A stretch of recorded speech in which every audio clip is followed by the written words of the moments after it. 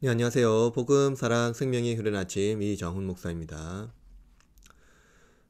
느헤미야 9장은 하나님의 신실하심과 자비로운 은혜를 회고하고 드리는 기도 내용입니다. 이스라엘 백성은 끊임없이 하나님의 은혜를 거스르고 불순종하지만 하나님은 그들을 버리지 않으시고 여전히 사랑과 긍휼로 그들을 인도하십니다. 본문은 가나안 정복부터 포로 시기까지 이스라엘 역사를 되돌아보며 하나님께서 이들에게 어떻게 인내하시고 은혜를 베풀었는지를 되돌아보게 합니다. 오늘 말씀은 우리의 삶에도 동일하게 역사하시는 하나님의 은혜를 묵상하게 합니다. 우리는 종종 하나님의 은혜를 잊고 자신의 길을 갈 때가 있지만 하나님은 여전히 자비로 우리를 붙드시며 회복의 기회를 주십니다. 이 구원의 이야기는 예수 그리스도 안에서 완성되었으며 오늘도 우리를 향한 하나님의 사랑은 변함이 없습니다. 오늘 아침 하나님께서 주시는 말씀은 느헤미야 9장 22절에서 31절입니다. 또 나라들과 족속들을 그들에게 각각 나누어 주시매 그들이 시온의 땅 곧 헤스본 왕의 땅과 바산 왕 옥의 땅을 차지하였나이다. 주께서 그들의 자손을 하늘의 별같이 많게 하시고 전에 그들의 열조에게 들어가서 차지하라고 말씀하신 땅으로 인도하여 이르게 하셨으므로 그 자손이 들어가서 땅을 차지하되 주께서 그 땅 가나안 주민들이 그들 앞에 복종하게 하실 때에 가나안 사람들과 그들의 왕들과 본토 여러 족속들을 그들의 손에 넘겨 임의로 행하게 하시매 그들이 견고한 성읍들과 기름진 땅을 점령하고 모든 아름다운 물건이 가득한 집과 판 우물과 포도원과 감람원과 허다한 과목을 차지하여 배불리 먹어 살찌고 주의 큰 복을 즐겨 싸우나 그들은 순종하지 아니하고 주를 거역하며 주의 율법을 등지고 주께로 돌아오기를 권면하는 선지자들을 죽여 주를 심히 모독하였나이다. 그러므로 주께서 그들을 대적의 손에 넘기사 그들이 곤고를 당하게 하시매 그들이 환난을 당하여 주께 부르짖을 때 주께서 하늘에서 들으시고 주의 크신 긍휼로 그들에게 구원자들을 주어 그들을 대적의 손에서 구원하셨거늘 그들이 평강을 얻은 후에 다시 주 앞에서 악을 행함으로 주께서 그들을 원수들의 손에 버려두사 원수들에게 지배를 당하게 하시다가 그들이 돌이켜 주께 부르짖으매 주께서 하늘에서 들으시고 여러 번 주의 긍휼로 건져내시고 다시 주의 율법을 복종하게 하시려고 그들에게 경계하셨으나 그들이 교만하여 사람이 준행하면 그 가운데에서 삶을 얻는 주의 계명을 듣지 아니하며 주의 규례를 범하여 고집하는 넉대를 내밀며 목을 굳게 하여 듣지 아니하였나이다. 그러나 주께서 그들을 여러 해 동안 참으시고 또 주의 선지자들을 통하여 주의 영으로 그들을 경계하시되 그들이 듣지 아니하므로 열방 사람들의 손에 넘기시고도 주의 크신 긍휼로 그들을 아주 멸하지 아니하시며 버리지도 아니하셨사오니 주는 은혜로우시고 불쌍히 여기시는 하나님이심이니이다. 느헤미야 9장 22절에서 25절은 하나님께서 이스라엘 백성에게 약속하신 땅 가나안을 주신 사건을 회고합니다. 하나님은 그들에게 왕들과 본토 여러 가지 족속들을 그의 손에 넘겨 임의로 행하게 하시매라고 말씀합니다. 그 땅에서 풍성한 자원을 누리게 하셨습니다. 그러나 그들이 누린 포도원, 과수원, 농지, 우물 이런 모든 것들은 그들의 노력에서 얻은 것이 아니라 하나님의 선물로 주어진 것입니다. 이는 하나님의 언약이 성취된 증거로서 하나님이 그들과 함께 하신다는 상징이기도 합니다. 이 모든 것은 하나님의 은혜로 말미암아 이루어진 일이었습니다. 그러나 이 약속은 과거의 이스라엘에게만 해당하는 것이 아닙니다. 신약에서 이 약속은 영적 의미로 확장되어 그리스도 안에서 완성되었습니다.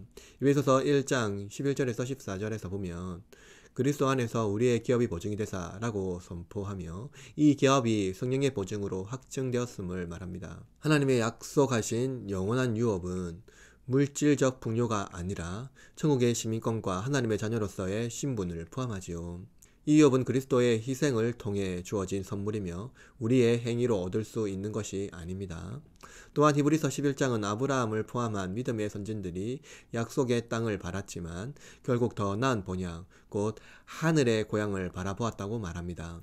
이는 하나님께서 주신 기업이 단지 현세적인 땅이 아니라 영원한 하나님의 나라를 향한 소망임을 보여줍니다. 우리는 그리스도 안에서 이 기업의 상속자로 선택되었으며 하나님과의 영원한 연합을 약속받았습니다. 하나님의 은혜로 주어진 기업은 우리의 삶에도 여전히 적용됩니다.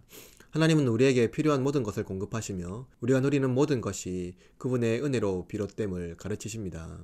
우리의 삶의 각 영역에서 하나님의 공급하심과 인도하심을 깨닫고 감사하며 살아가는 것이 중요합니다. 그분은 우리가 아무런 공로 없이 받은 이 은혜를 기억하며 그것이 다른 사람들과 나눌 것을 원하십니다. 느헤미야 9장 26절에서 29절은 이스라엘 백성이 하나님의 은혜를 잊고 불순종하며 반복적으로 죄를 지었던 역사를 고백합니다. 그들은 하나님의 율법을 거절하고 선지자들을 멸시하며 자신들의 욕망과 우상을 따라 하나님을 배반했습니다. 그러나 이러한 반역에도 불구하고 하나님은 그들을 끝까지 포기하지 않으셨습니다. 고통 중에 하나님께 부르짖을 때마다 하나님은 선지자들을 보내 그들을 다시금 구원하셨습니다.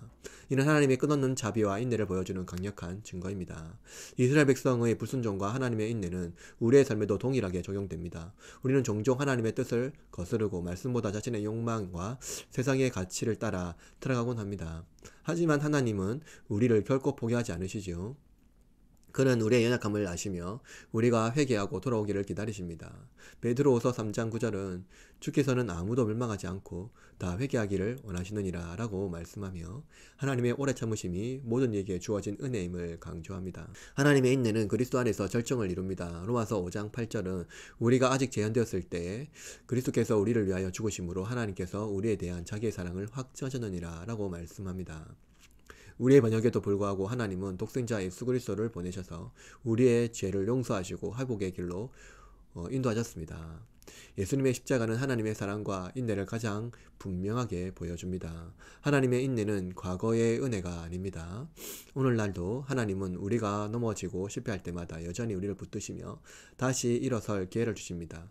그 은혜를 기억하며 우리 자신의 삶을 돌아보고 회개로 응답해야 합니다. 또한 하나님의 은혜를 본받아 다른 사람에게도 자비와 간용으로 대비해야 합니다.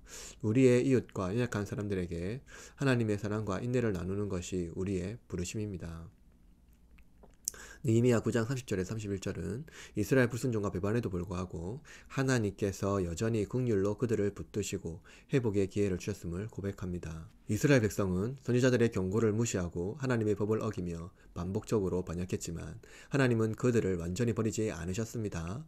대신 하나님은 오래 참으시며 그들에게 자비를 베푸셨고 회복의 기회를 주시며 언약을 신실하게 지키셨습니다. 이는 하나님의 변함없는 사랑과 긍휼을 보여주지요. 이 긍휼은 예수 그리스도 안에서 완전히 성취되었습니다.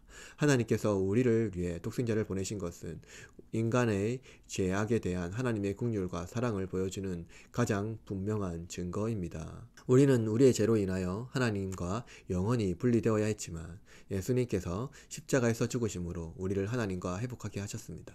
예수님의 희생은 우리를 용서하시고 하나님의 자녀로 삼으신 하나님의 긍휼의 결정체입니다. 예수님 안에서 주어진 회복의 은혜는 단지 죄의 용서로 끝나지 않습니다. 그것은 우리의 삶을 새롭게 하고 하나님과의 관계를 회복시키며 그분의 자녀로 살아갈 힘을 보여줍니다. 우리는 더 이상 죄의 노예가 아니라 자유와 은혜 안에서 살아가는 존재로 변화되었습니다. 이 은혜는 우리의 과거를 넘어 새로운 시작을 가능케 하며 우리의 삶을 하나님의 영광을 드러내는 도구로 만듭니다. 하나님의 긍휼은 또한 우리가 다른 사람에게 관용과 사랑을 베푸는 삶으로 이끌어야 합니다. 우리는 하나님의 긍휼을 받은 자로서 다른 사람에게도 자비와 용서를 실천해야 합니다. 마태복음 18장에서 예수님은 우리가 받은 용서처럼 다른 사람에게 용서해야 한다고 말씀합니다.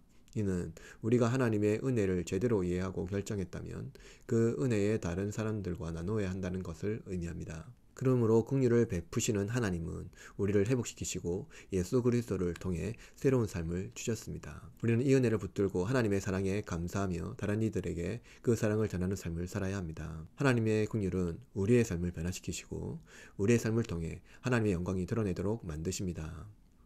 오늘도 그의 긍휼 안에 거하며 그 은혜를 감사로 받아들이고 살아갑시다. 오늘 본문은 하나님의 은혜와 신실하심을 드러내 줍니다. 하나님은 우리에게 언약하셨고 인내로 기다리셨으며 긍휼로 회복하셨습니다. 이러한 역사는 예수 그리스도를 통해 완성되었으며 우리를 향한 하나님의 사랑은 오늘도 동일합니다. 우리는 그리스도 안에서 주어진 은혜를 붙들고 하나님께서 베푸신 모든 선물을 감사하며 그의 뜻 안에서 살아가야 합니다. 하나님은 오늘도 우리를 기다리시며 우리의 삶을 새롭게 하기를 원하십니다. 결코 우리를 버리지 않으시고 떠나지 않으십니다. 다 함께 기도합시다.